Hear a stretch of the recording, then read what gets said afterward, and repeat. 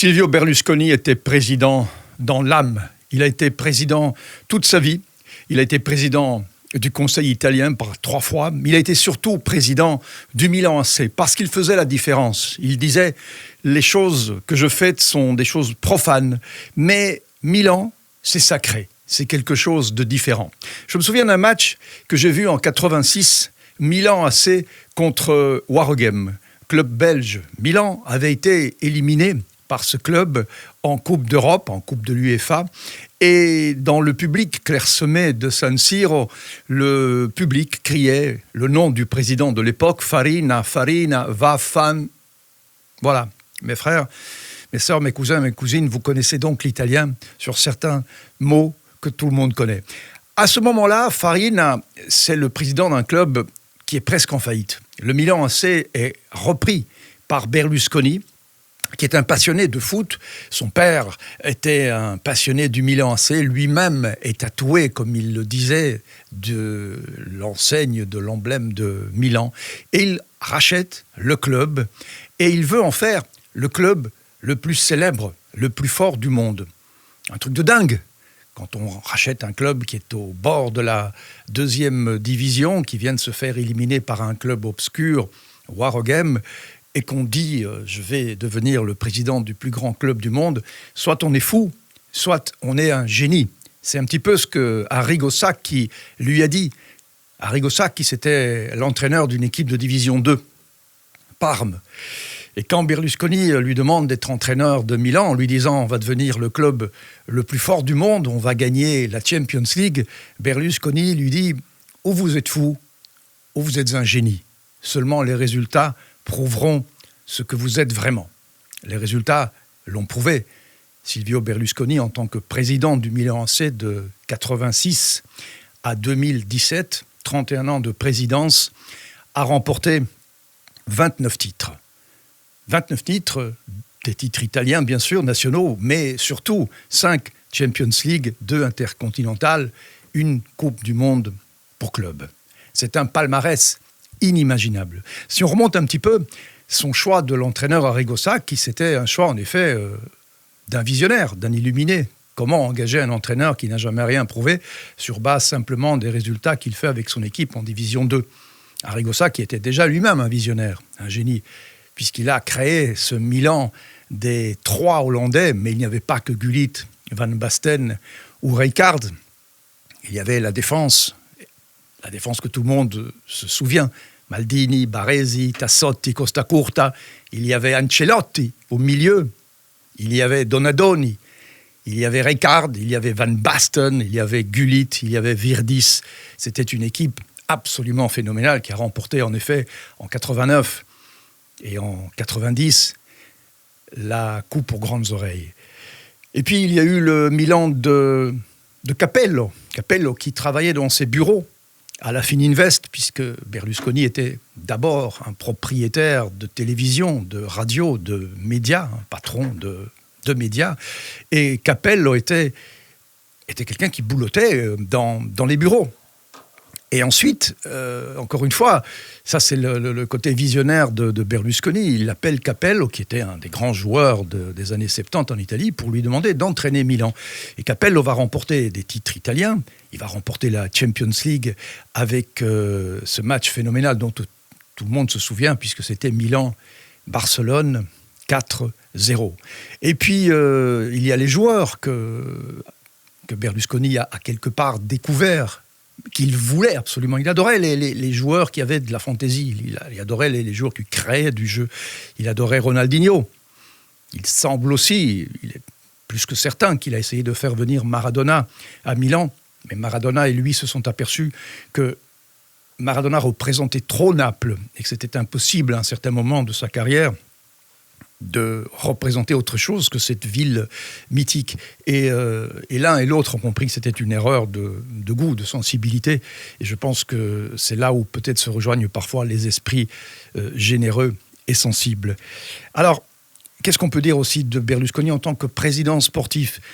Que 7 ballons d'or ont transité par Milan. Il y a évidemment Gullit en 87, il y a 3 fois Van Basten, il y a Kaka, il y a George Weah et il y a Andrei Shevchenko. C'est un résultat assez incroyable. Puis il y a aussi des joueurs qui n'ont pas eu le ballon d'or, comme Savicevic, qui peut-être l'aurait mérité. Il y a des joueurs comme Ibrahimovic, il y a des joueurs comme Nesta, il y a des joueurs... Il y en a tellement. C'est compliqué d'aller rechercher les joueurs qui ont transité en 31 ans de vie de Milan dans ce club. Il y a aussi des entraîneurs qui ne sont pas que Sacchi, qui ne sont pas que Capello, qui ne sont pas que Zaccheroni, mais il y a aussi Tabarez, il y a Terim, il y a Inzaghi, il y a Brock, il y a le regretté Sinis, même Mihailovic. Il y a toute une flopée d'entraîneurs, mais pas tellement que ça. Hein. Il y en a peut-être, je pense... une bonne dizaine, certainement, je pense même un petit peu plus. Ancelotti aussi, puisque Ancelotti est aussi un des entraîneurs qui doivent tout à Silvio Berlusconi. D'ailleurs, la plupart des gens qui l'ont croisé et qui ont travaillé avec lui disent « je lui dois tout ». Parce que Berlusconi était un visionnaire, était quelqu'un qui exigeait énormément des autres, mais qui avait aussi quelque part peut-être le rêve d'être un entraîneur. D'ailleurs, dans les phrases mythiques qu'on lui prête, il y en a quelques-unes que j'ai repris, il disait « Le foot coûte beaucoup d'argent, mais les femmes aussi ». Il avait parfois comme ça ce mauvais goût d'avant, en tout cas ce goût des blagues un petit peu lourdes. Il adorait faire des blagues, il les racontait pas toujours super bien, mais il adorait les blagues, et souvent il avait des sorties qui sont considérées aujourd'hui comme malheureuses, mais qui dans une autre époque étaient considérées comme des sorties entre guillemets viriles. Il disait aussi qui je voudrais être si je n'étais pas Berlusconi. Il disait je voudrais être son fils. Il disait aussi, quand on lui demandait « Avez-vous un entraîneur en vue pour Milan ?» Il disait « Si, le meilleur entraîneur pour Milan, c'est Berlusconi. » Et puis, et ça, c'est vrai que c'est quelque chose qu'on lui a souvent reproché, c'est-à-dire de vouloir un petit peu trop se mêler de la vie sportive du club. D'ailleurs, en 2003, quand Milan remporte la Champions League face à la Juve, il va dans une des émissions les plus célèbres de la télé italienne sur la Rai première chaîne, l'émission Porte à Porte avec Bruno Vespa, et il vient avec le schéma tactique de l'équipe qui avait joué cette finale en 2003, un petit peu comme si c'était le sien, un petit peu comme si c'était lui l'entraîneur. D'ailleurs, il aimait se définir comme un président entrepreneur, un président père de famille, et surtout, c'était ça ce qui lui donnait le plus de joie, un président entraîneur. Les bons entraîneurs ont laissé faire. Ils se sont dit, au fond, c'est vrai, il s'y connaît. C'est pas quelqu'un qui vient raconter des choses qu'il ne connaît pas. Il a l'instinct, il a la vision. C'est peut-être pas son métier, mais Berlusconi avait une vue très précise du foot qu'il voulait. Il interdisait, par exemple, à ses entraîneurs de ne jouer qu'avec 2 attaquants. Minimum 2 attaquants, mais au moins 3. Son 4-3-3 était son schéma de jeu, c'est celui qu'il préférait. Et surtout, il aimait les beaux joueurs. Les beaux joueurs, il les adorait. Et je reviens à ce qu'il a aimé par-dessus tout. Ce sont des joueurs comme Ronaldinho, ce sont des joueurs comme Savicevic, dont on se souvient des coups de génie. Je ne sais pas si vous vous souvenez de ce lob de 30 mètres que Dejan Savicevic, le génie comme on l'appelle, place en finale contre Barcelone.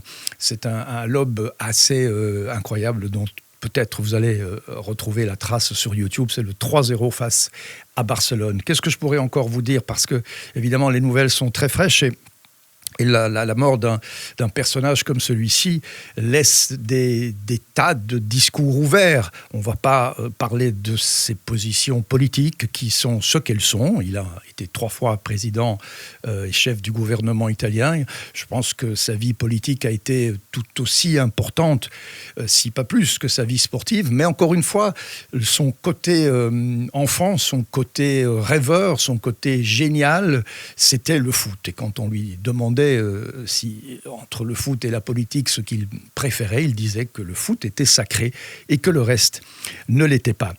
Alors, il y a une petite anecdote amusante qui pourrait terminer non pas cet hommage à Berlusconi, parce que, en effet, les hommages pleuvent de partout. Mais ce petit parcours d'un grand homme du XXe et du XXIe siècle, il y avait un jour une rencontre entre le pape Jean-Paul II, Karol Wojtyła et lui, c'est-à-dire qu'il avait été reçu par Karol Wojtyła qui, à un moment donné, il lui dit vous savez, votre sainteté, vous allez partout dans le monde pour faire la publicité de Jésus, du bon Dieu. Quant à moi, je vais partout dans le monde pour faire la pub du Milan. Voilà. Alors, c'est certain que Silvio Berlusconi, à la différence de Karol Wojtyła, n'était pas un saint. Mais il est possible que quelque part, là-haut, aujourd'hui, Silvio Berlusconi et Karol Wojtyła parlent de foot, parce que les deux aimaient ça. Silvio est parti, un des grandissimes présidents de ce XXe et XXIe siècle est parti.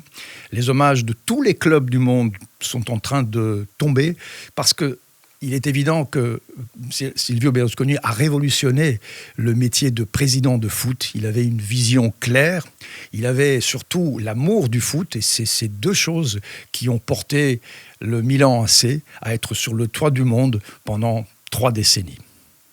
À très vite. Ciao.